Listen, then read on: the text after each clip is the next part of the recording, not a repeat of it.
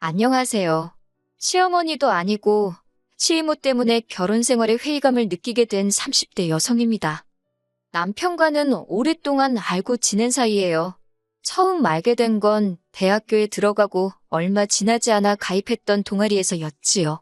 남편은 군대에서 막 전역한 선배였고 신입생이었던 제 눈에는 그런 남편이 꽤나 어른스럽게 보이더군요. 하지만 그때만 해도 그냥 선후배 사이로 적당한 거리를 유지하며 지냈지 같이 술자리는커녕 밥 한 번 먹어본 적이 없었네요. 그런 남편과 사귀게 된 건 졸업 후 취업을 하고도 한참이 흘러서였습니다. 남편이 제가 일하는 곳에서 멀지 않은 새로운 회사로 이직을 해왔거든요.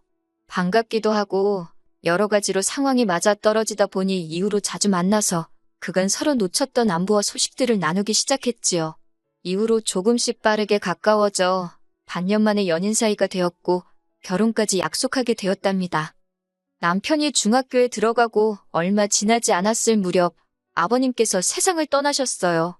하지정맥 수술을 위해 입원을 하셨는데 수술 직후 의식불명 상태가 되었다가 2달을 못 채우고 돌아가셨다고요. 지금 생각해보면 의료사고였던 것 같은데 당시만 하더라도 의료사고라는 단어 자체가 잘 쓰이지도 않았고 그래서 따져야 한다는 생각은 아예 해보지도 못했답니다. 이후로 남편은 어머님과 단둘이 살았는데 그나마 다행이었던 건 조부모님께서 한동안 경제적으로 많이 도와주셨다대요. 하지만 남편이 고등학교를 졸업하던 시기에 어머님께 남자가 생겼고 한 동네에 살고 계시던 조부모님 귀에도 그 소식이 들어갔습니다. 이후로 조부모님의 지원은 자연스레 끊어지게 되었고 어머님은 그 남자와 살림을 차리셨대요. 반면 서울에 있는 대학에 합격한 남편은 자의반 타의반으로 혼자 서울로 올라왔어요. 그리고 그때 어머님의 언니, 그러니까 남편에게는 이모였던 시이모가 남편더러 당신 집에 들어와 지내라고 하셨고요. 한푼이 아쉬웠던 남편 입장에서는 거절할 수 없는 제안이었지요. 하지만 시이모 집에서 사는 건 녹록지 않은 일이었습니다. 시이모가 남편의 방이라고 내준 곳은 창고이자 옷방처럼 쓰이는 코딱지만한 방이었대요. 얼마나 잡동사니들이 많이 있었는지 대각선으로 눕지 않으면 다리를 쭉 펴고 누울 수도 없었다고요. 식사 역시 젊은 놈이 삼시세끼를 다 챙겨 먹으려 드냐며 처음부터 먹는 걸로 그렇게 눈치를 줘서 시이몬에서 밥 먹은 횟수가 한 달에 10번이 채 되지 않을 정도였다고요. 그나마도 라면이 대부분이었어요. 그런데도 시이모는 시이모부한테 자기 면이 안 선다며 아르바이트를 하며 학비와 생활비를 벌던 남편에게서 돈을 가져가기 일쑤였답니다. 듣다 못한 제가 뭐하러 그런 푸대접을 받으면서 그 집에 있었냐 하니 새 인생 시작한 어머님께 걱정을 끼치고 싶지 않았다는데 어찌나 속이 상하던지요. 하지만 이런 과거를 시이모는 자기 마음대로 자기 유리한 쪽으로 기억을 하고 있더라고요. 남편한테 대놓고 한다는 소리가 자기가 없었으면 남편이 무슨 수로 이 서울 땅에 자리 잡고 살 수 있었겠냐면서 정말이지 어찌나 생색을 내는지 모르는 사람이 보면 시이모가 남편 목숨이라도 구해준 줄 알 만큼 거들먹거리기 일쑤였어요. 그리고 그런 시이모의 오만한 태도는 급기야 상견례 자리까지 이어졌습니다. 상견례 당시 저희 쪽이야 당연히 친정부모님 2분 다 자리를 하셨지요. 그리고 저로서는 남편 쪽은 아버님은 돌아가셨으니 당연히 어머님만 나오실 줄 알았네요. 남편도 별다른 말이 없었고요. 그런데 뜻밖에도 상견례 장소에는 어머님뿐만 아니라 시이모까지 나와 계시더군요. 양가 식구들끼리 가벼운 인사를 주고받고 얼마 지나지 않아 바로 본론으로 들어갔습니다. 혼수며 예단이며 전반적으로 결혼에 관해 이야기를 나누기 시작했지요. 사실 남편과 저는 이미 무엇을 어떻게 얼마나 할지 어느 정도는 결정을 내린 상황이었어요. 솔직히 양가 부모님 모두, 특히 어머님의 경우 당장 저희 도움이 필요하신 정도는 아니었지만 그렇다고 저희를 도와주실 형편도 아니었거든요. 그렇다 보니 진작부터 남편도 그렇고 저도 양가 부모님께 부담은 드리지 말자 했어요. 저희는 어른들께 저희 능력이 닿는 선에서 결혼식도 올리고 집도 장만하되 쓸데없는 허례허식은 물론이고 보여주기식 혼수랑 예단은 생략하고 싶다고 그간의 생각을 말씀드렸습니다. 그러자 친정부모님도 그렇고 어머님까지도 젊은 애들이 어쩜 그렇게 기특한 생각을 했냐며 미안하고 고맙다 하시대요. 그런 말을 듣자고 한 소리는 아니었지만 아무튼 전반적으로 훈훈한 분위기였어요. 그런데 어이없게도 시모 혼자서 원성을 높이며 산통을 깨셨습니다. 어떻게 그런 중대한 결정을 저희 멋대로 정하냐면서. 특히 남편더러 너는 누구 덕분에 서울하늘 아래서 장가까지 가는데 당신한테 의견 한마디 안 물어볼 수 있냐고 쏘아 붙이시더니 저한테도 아무리 세상이 달라졌어도 어떻게 맨몸으로 시집올 생각을 하냐입니다. 전혀 예상치도 못한 시이모의 말에 남편도 저도 황당해서 순간 벙쪘지요. 남편이 그런 시이모님을 향해 한숨을 쉬면서 이모는 사람이 양심도 없냐고 무안을 주대요. 어머님도 시이모더러 쓸데없는 소리를 하냐고 핀잔을 주셨고요. 그런데도 시이모는 남편 말이고 어머님 말이고 들은 채도 안 하셨습니다. 모자가 쌍으로 생각이 없다나 어쩐다나. 앞에 버젓이 저희 친정부모님이 계시는데도 전혀 개의치 않고 당신 하고 싶은 말은 다 하시더라고요.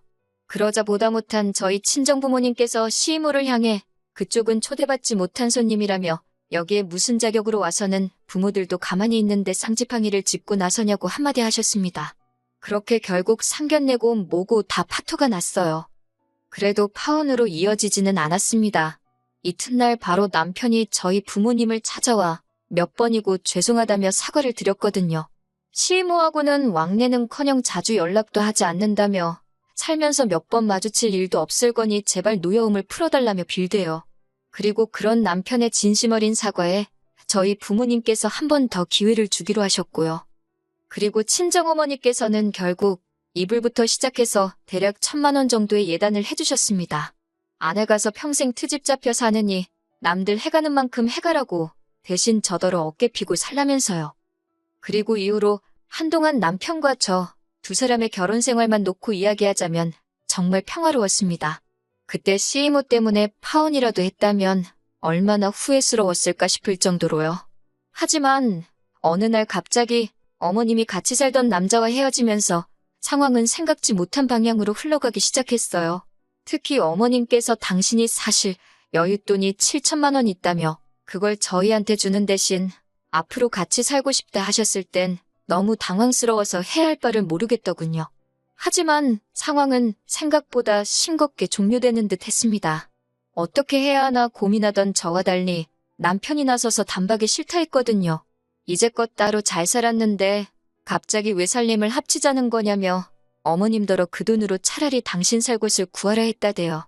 어머님은 몹시 서운한 눈치셨지만 남편이 완강한 태도로 버티니 어쩔 수 없다는 듯 알겠다 하셨다고요. 그리고 저는 그때만 하더라도 어머님께서 사시던 동네 그 어디쯤에 당신의 거처를 마련하실 줄 알았습니다. 그런데 이후로 한 2주나 지났을까요? 어머님께서 저희 신혼집에서 차로 10분 정도 걸리는 곳에 반월세로 집을 얻으셨다며 이사를 오셨네요. 그런데 이 소식을 알게 된 시이모는 이때다 싶었는지 또다시 이러쿵저러쿵 간섭을 시작했습니다. 자식 새끼가 길바닥에 나앉은 것도 아닌데 왜 어머니를 안 모시느냐며 니네 엄마는 해도 잘 안 드는 집에 살게 해놓고 니들은 밥이 목구멍으로 넘어가냐고 당장이라도 안방을 내어주라는 둥 어쩌라는 둥.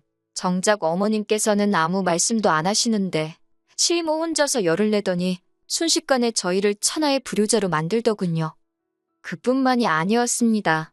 이후로도 시이모는 걸핏하면 저더러 어머님 댁에 반찬을 해다 주라던가 가서 빨래를 하라던가 정말이지 별의별 잔소리를 해댔어요.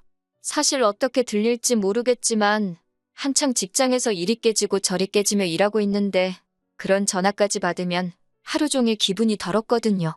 그래서 나중에는 일부러 전화를 안 받고 문자에 답장도 늦게 했네요. 그런 와중에 기어이 저와 시이모가 부딪히고 말았습니다. 그날은 제가 몸이 영 좋질 않아서 병가를 내고 집에서 쉬고 있었어요. 그런데 뜬금없이 시이모한테 전화가 걸려오대요. 보나마나 또 괜한 트집을 잡아서 잔소리를 하려나 보다 싶어 안 받을까 했지만 동시에 혹시나 어머님께 무슨 일이라도 있는가 싶어서 결국 일단은 전화를 받았습니다. 그랬더니 기껏 시이모가 한다는 말이 지금 저희 집 근처를 지나가는데 배가 고프다며 저희 집에서 밥을 먹고 가야겠답니다. 가뜩이나 몸도 안 좋아서 한껏 예민해진 상황이었고 집에 뭐 대접할 만한 것도 없고 결국 제가 시이모더러 죄송하지만 제가 너무 몸도 안 좋고 집에 마땅히 음식도 없으니 다음에 오시라 했습니다. 그러자 시이모가 언짢았는지 차가운 목소리로 알았다 한마디를 내뱉고는 전화를 뚝 끊어버리대요. 뒤끝이 장난 아닌 시이모가 전화를 그러고 끊었으니 솔직히 시이모를 달래줘야 하나 싶었지만 뜬금없이 저희 집에 밥을 먹으러 오겠다니 저희 집이 무슨 기사식당도 아니고 저도 기분도 나빠서 결국 다시 전화를 걸진 않았습니다. 나중에 혹시라도 말이 나오면 그때 잘 설명을 해야겠다. 그렇게 생각하고 말았네요. 그리고 그 이후로 한 2시간쯤 지났을 때인가 친정어머니가 연락도 없이 오셨습니다. 아파서 회사도 못 갔다는 소리에 걱정이 돼서 전복죽을 써 오셨다고요. 그리고 막 한입 뜨려는 때에 다시 시임으로부터 연락이 왔습니다. 친정어머니도 보고 계신데 전화를 안 받기도 그래서 전화를 받으니 시이모가 한다는 말이 대뜸 생각할수록 괘씸하다며 빽하고 소리를 지르는 거예요. 그 목소리가 어찌나 크던지 친정어머니까지 깜짝 놀라서 소리 지른 게 누구냐 물으셨는데 순간 시이모도 친정어머니의 목소리를 들었고 양쪽에 서로를 소개 아닌 소개를 시키자 시이모가 저더러 아파 죽겠다며 자기는 못 오게 하더니 니네 엄마는 불러들였냐며 저더러 웃기는 애랍니다. 그러면서 저더러 친정어머니 앞에서 혼이 나야 그 버르장머리가 고쳐지지 않겠냐며 대뜸 전화에다 대고 화를 내기 시작하더군요. 말대꾸를 해대는 거 보니까 멀쩡하면서 죽을 병에 걸린 것도 아닌데 시이모가 온다고 하면 얼른 오라고 하고 하다못해 김치밖에 없어도 밥을 차려주는 게 맞는 거 아니냐면서 저더러 예의도 모르고 경우도 없대요. 게다가 당신은 시어머니의 언니니까 따지고 보면 어머님보다 더 높은 사람인데 저더러 자기를 뭘로 보고 어떻게 그따위로 행동을 하냐고요.